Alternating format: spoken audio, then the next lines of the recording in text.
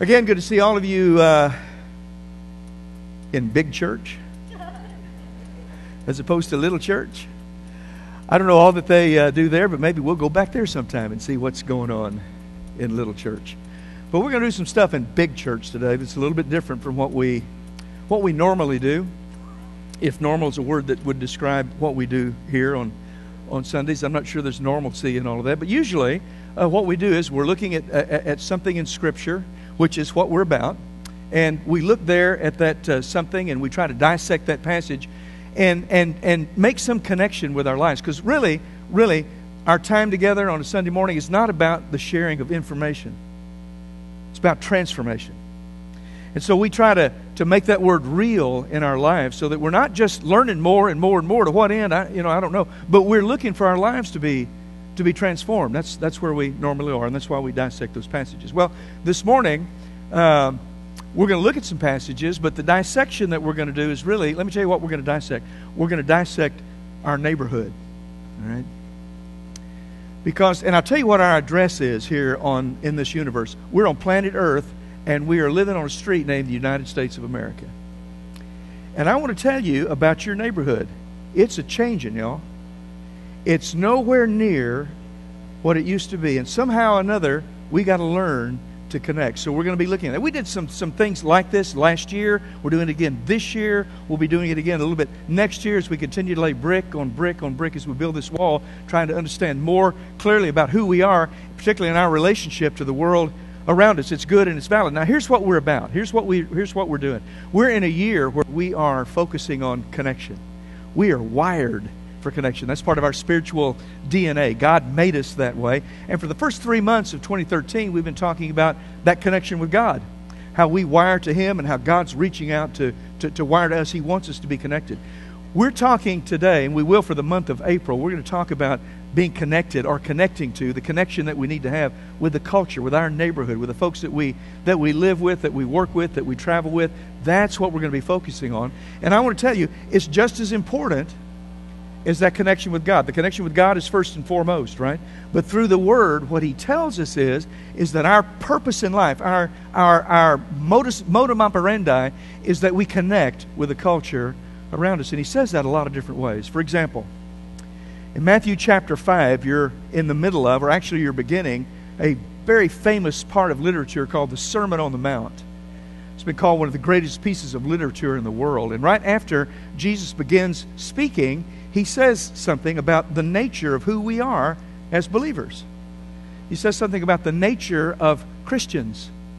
And He uses two words that really are, they're profound. He says the church, believers, are two things. We are salt and we are light. Don't let the imagery get past you on that.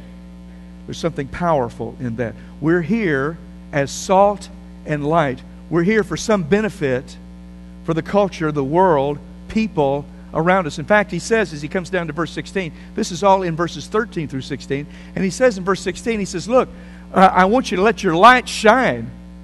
Don't stick it under a bushel, right? Hide it under a bushel. What? No! Yeah, because it needs to shine. So that people will see your good works and they will praise God. We are salt and light, and you know what we're here to do? We're here to connect. We're here to connect, build bridges to the world around us so that through what we do and what they see, they're going to praise God. I don't really think that's happening much right now in our world. But boy, that's important. That's what Jesus says about it. That's what He says. And the reason He says that is because since before the world was even made, God has had a purpose for us. You wonder what you're here for? God's eternal purpose is that all the universe and everybody that lives in it will be summed up into Jesus Christ. That's what He says in Ephesians 1, verses 9 and 10. Powerful proclamation there. We are summed up in Jesus, and we are here to help people sum up. We are the conduit through which this message of God goes, through which this life-changing stuff happens. We're the conduit. So that all the world can be summed up in Him. That's it. The book of Ephesians is an incredible book anyway. It's talking about this big cosmic war that we're involved in, this battle between good and evil, this battle between light and darkness. And you and I are players in that. Don't underestimate that. That's why he says in chapter 2 that we are sitting, if you're a believer here today, you are sitting right now in reality, you are seated at the right hand of God in the heavenly places. I know we're here, but something else spiritually is going on. And he says in chapter 4 that not only are we sitting, but we're also walking. We're walking in this world, and we're making contact with the culture around us. And then he says in chapter 6 that we're not just sitting and we're not just walking, but we're making a stand. We're making a stand just like this. In our full armor, we're girding ourselves about so that we're able to deal with the world around us. God calls us to be the agents by which the whole world, the universe, is summed up into Jesus Christ. So that's why Jesus stood on that mountaintop that day, right before he ascended into heaven. And he looked at all those disciples in the eye, and by proxy, he looks at you and I in the eye, you and me in the eye, and he says, all authority in heaven and on earth has been given to me. What a statement. Can you imagine anybody say, all authority on heaven and on earth has been given to me? What gives him the right to say anything like that? Let me tell you what gives him the right. An empty tomb. An empty tomb. And when anybody is raised from the dead and they say to me, all authority, they've conquered death, and they look at me and say, all authority on heaven and on earth has been given to me, I'm going to look at them and say, yes, sir. Aren't you? And he says, based on that position of authority, let me tell you what, I want you to go into all the world, touch every culture, beginning with your own, go into all the world and teach and baptize and teach. Make disciples who will do the same thing. And you know how we do that? He says it plainly to his disciples in John chapter 20, verse 21. I know I'm kind of collecting several passages together there, but he says it pretty plainly there in John chapter 20, verse 21. He says, I want you to do the same thing that I did for you. I am sending you the way God sent me. Our God is a God who sends. And he is a God who is sent.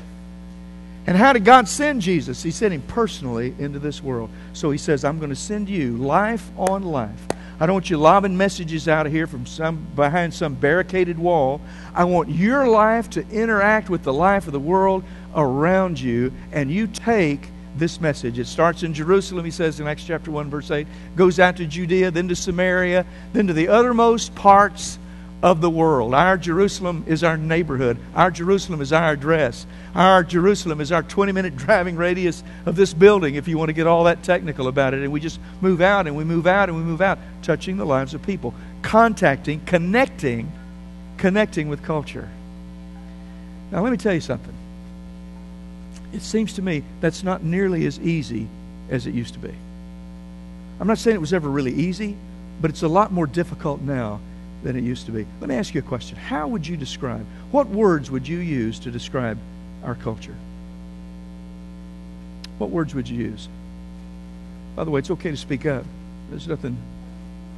It is multicultural. Yeah, in fact, that was the very first thing somebody said in first service. They didn't use that term, but that's what they were talking about. And it's a whole lot different. I mean, there's a whole varied kind of thing. In fact, you look around you now. When I was growing up, one thing I would never see down the end of the road are mosques, for example, right? I'm not saying good, bad, or different. I'm just saying, you know what? It's multicultural. It's all around us. What other words would you?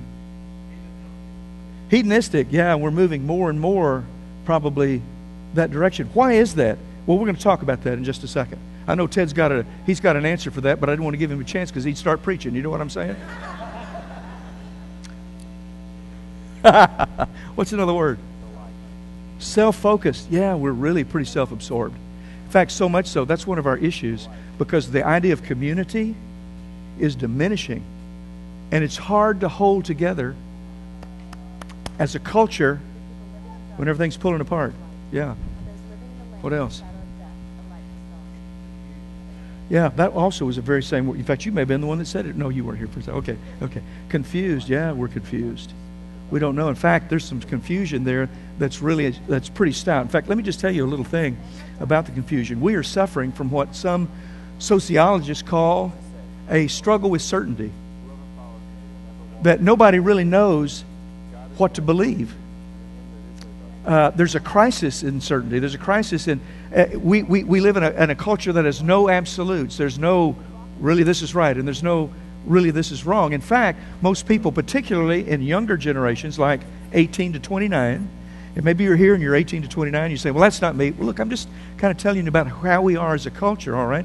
And generally, those folks feel not only like there's no right or wrong, they don't feel like they have the equipment, the mental furniture to make a judgment even about what's right and what's wrong, about what we ought to believe in or what we ought not to believe in. And so you're kind of left standing in a universe that's filled with flying particles from every direction, and people don't know sometimes, do I stand still or do I run, or exactly what do I do? It's very, very confusing. Very confusing. There's other words that we could stick on that. We're angry. It's an angry culture. And we're becoming increasingly isolated. And the idea of not having any absolutes is problematic for us. Well, let me tell you what. Those are words, and there's other words that we could use to describe. And I'm not passing judgment here. I'm just making an observation. Are you with me on that? I'm not trying to, I'm just telling you this is what I'm saying. This is what I think you're saying. What are we, listen, it's difficult to connect with that. It's really difficult. And I'm miserable thinking about it. In fact, it's driving me cuckoo. And you know what I hate? I hate to be cuckoo all by myself. I hate to be miserable all by myself.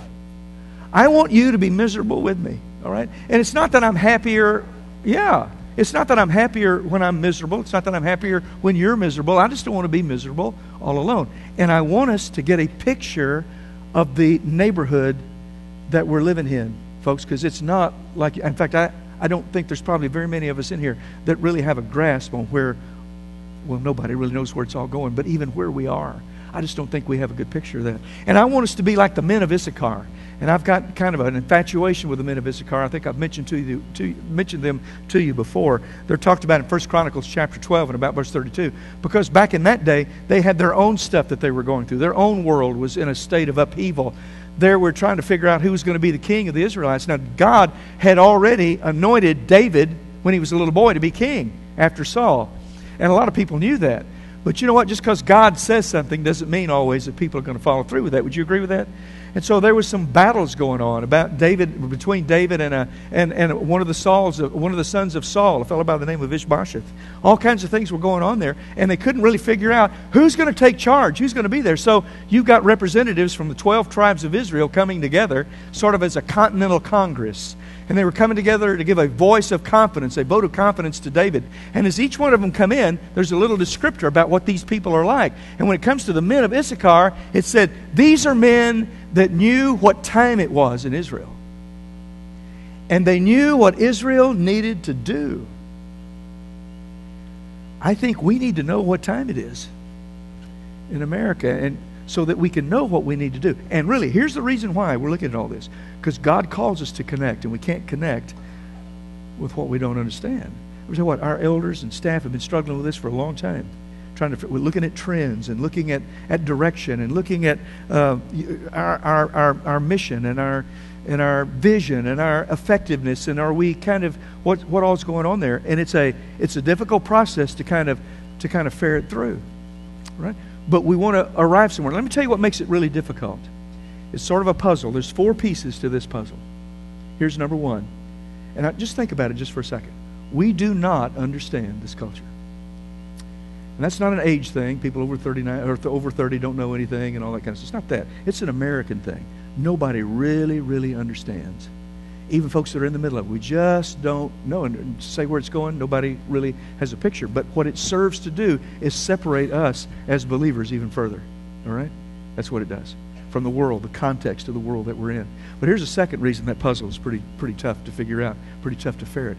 It's because the culture doesn't really want to be a part of us.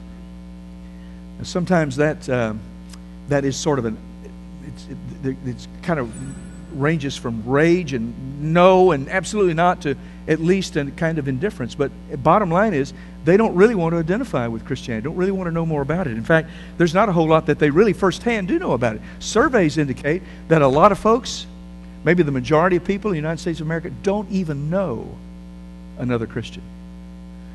They know about Christianity through television and through all that other sort of stuff, which is not normally a really good, healthy picture. But in terms of knowing, they don't really know anybody. And so they see us and they hear us lobbing out these sort of truth bombs, and it gets kind of crazy out there.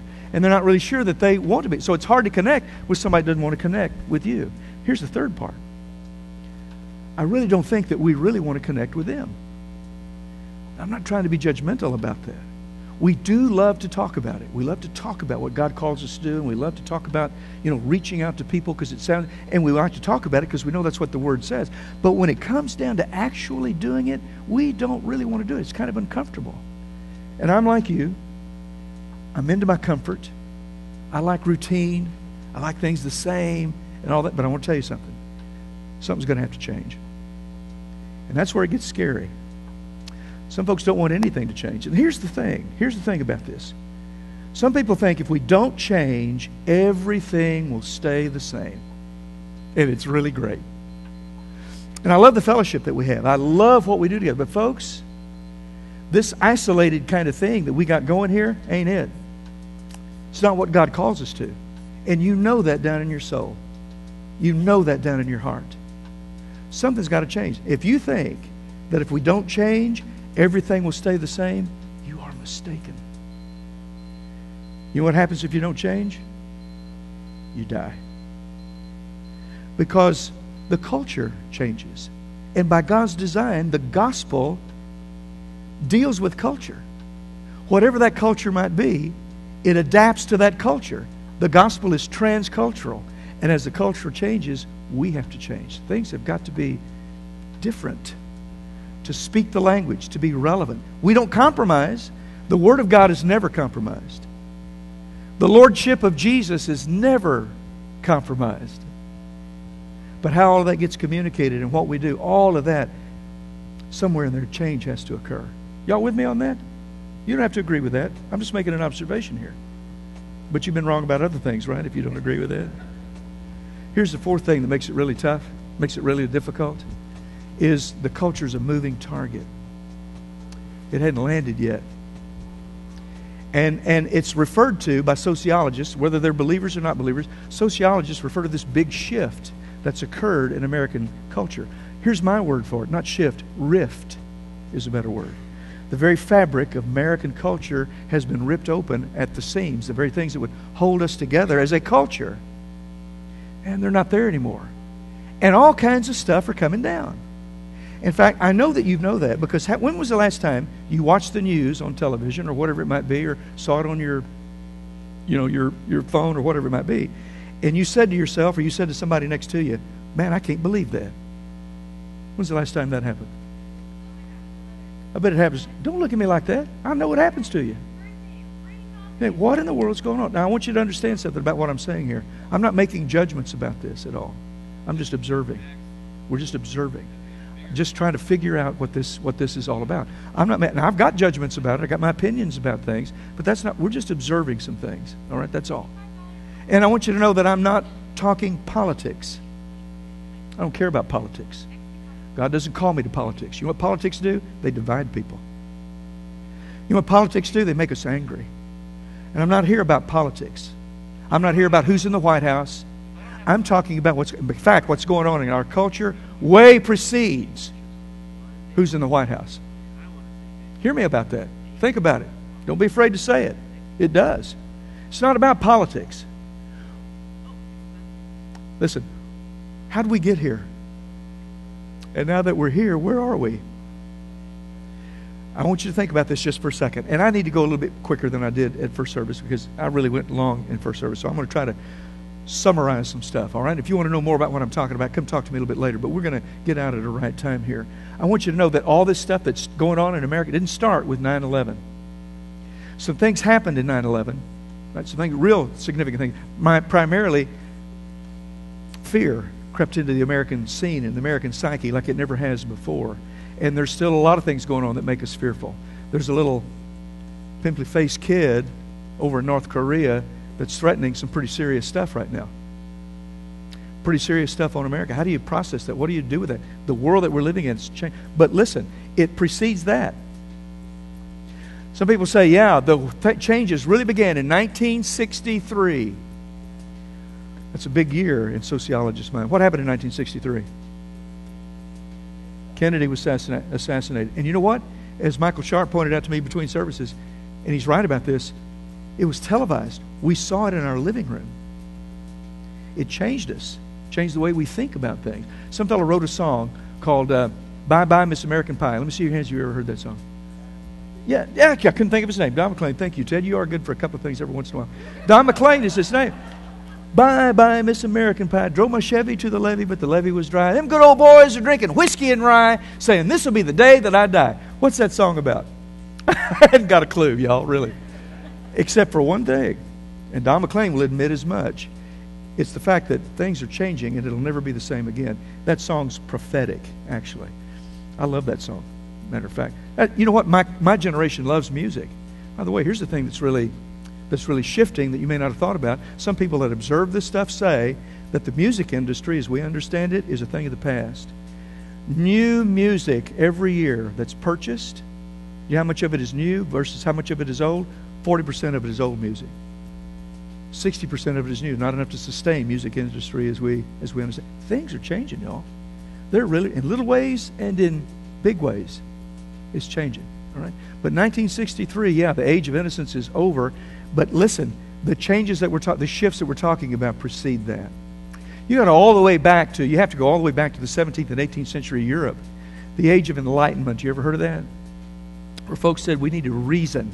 Don't let the Catholic Church tell you what to believe. Don't let superstition rule you, but let reason. And out of that sense of reason comes the scientific method. Let science and your brain go to work, all right? That's. And by the way, is there anything wrong with that? No, absolutely. Yeah. Then Romanticism popped up as kind of a response to, the Age of Enlightenment. Some people were saying, particularly in France and in Britain, and a lot of our forefathers studied in France and Britain, you find a lot of the principles of the Enlightenment written into our Constitution. They are. Romanticism popped up and said, you know what, reason's not everything. What you really need to do is look at your gut and let your gut give you a sense of what's right and wrong. And the intensity of an issue, the truthfulness of an issue, may be determined by how strongly you feel it in your gut. Well, we got that influence going on, right? Then some people say, look at the age of technology and what's going on. And they point to all kinds of little things, from birth control pills, the invention of that. By the way, I'm not opposed to technology, are you? I don't want to face cancer the way my grandparents did. Technology can be a good thing. But because of technology, they're seeing all kinds of things that begin to unravel that sense of community that we should have or could have as a culture. Television, internet, all those kinds of things begin to erode that sort of stuff. So what's going on? I want you to think about this just for a second. In the early 20th century, all right, 1900 to about 1950, there was a controversy going on called the fundamentalist modernist controversy. I don't care what that was about. It doesn't really matter. Let me tell you, the end result of it was this, that the educational structures in America and the cultural centers of America fell largely into the hands of a secular mindset. And conservative Christians withdrew and began to do their own networking. They had their own colleges, they had their own periodicals, they had their own publishing companies, their own radio stations, their own television stations. And for about the first 50 years, say until 1950, 1960, maybe even 1970, it didn't matter a whole lot, because basically the culture that we were in supported Judeo-Christian values. Whether you're Christian or not, you believed in, back up until about the middle 1970s, people believed in the fact that there needs to be respect for authority. They believed in sexual morality. They believed that there needed to be a sense of modesty about people. They believed in personal responsibility. They believed in low debt. They believed that materialism was a wrong kind of thing. Those were the views that that was the culture. We were culturally sensitive to Christianity. So here's what that means. In those years, up until about the mid-1970s or so, American Christians felt pretty at home in their culture. But around the middle of the 1960s, some stuff really, really began to happen. It really started in 1950. You can't draw a specific line on it, all right? But some real things began to happen. Some real shifts began to occur. I'm just telling you what happened. No judgments about it. I'm just saying what happened, all right? Some shifts began to occur that some people called a shock. A shock to the relationship between Christianity and culture. It began to erode and go away. No longer there. There came to be a crisis in authority. People again said, no, that's not really the deal. Moral authority, particularly in terms of sexual mores, there began to erode the idea of national pride, the idea of patriotism. All those things began to go down the tubes. And it really reached a kind of fever pitch in the early 60s, mid-60s, and late 60s with a generation called the baby boomers. How many baby boomers in here? This is all y'all's fault. Y'all, see? And let me tell you how it really began to come out. It began to come out in our music. In music. Really, all this sort of anti-authority kind of thing. In 1969, one writer says there were two westerns that came out, True Grit and Butch Cassidy and the Sundance Kid. And I'm talking about the old True Grit with John Wayne. Okay, and one of them, the old True Grit, talked about virtue and honored virtue and all of that sort of thing. And Butch Cassidy and the Sundance Kid, no, not so much. And it represented the clash that goes on in our world. And things began to happen rapidly through there. In 1952, 75% of Americans said going to church is really, really important to me, my personal life. Less than half of that said that in the mid-1970s. Right? In 1952, 51% of Americans went to church with some kind of regularity.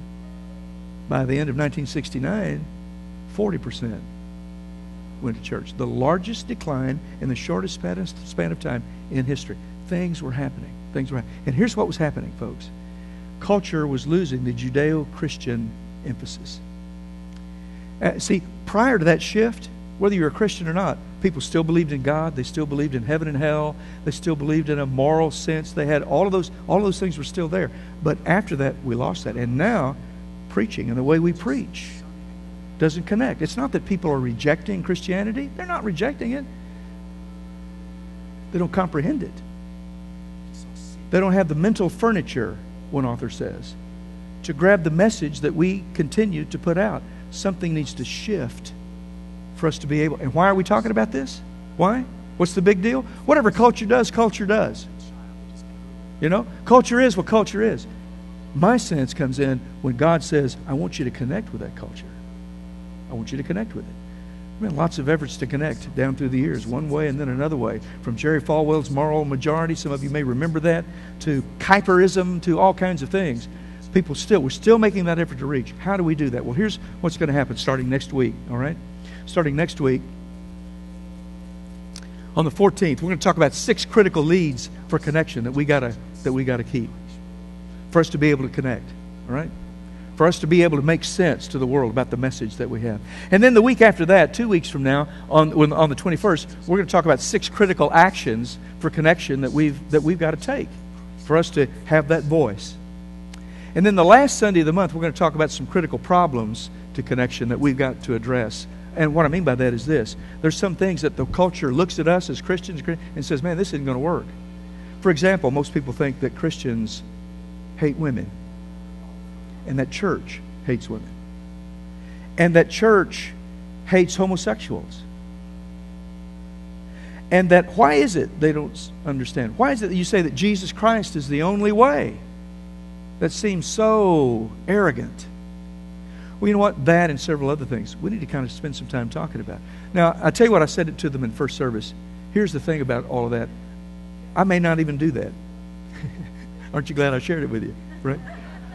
What I mean is it may take a couple of weeks to do that number 14, because that's the biblical foundation for all this. And maybe that last one, these problems, maybe we'll take one of those each Sunday for a Sunday during the summer. But we want to talk about how the world perceives us and what we need to do to address that. Does that sound fair? So there it is. That's what we're going to do. So next week, who knows what we're going to talk about, but that's a pretty good idea. All right? How we're going to go.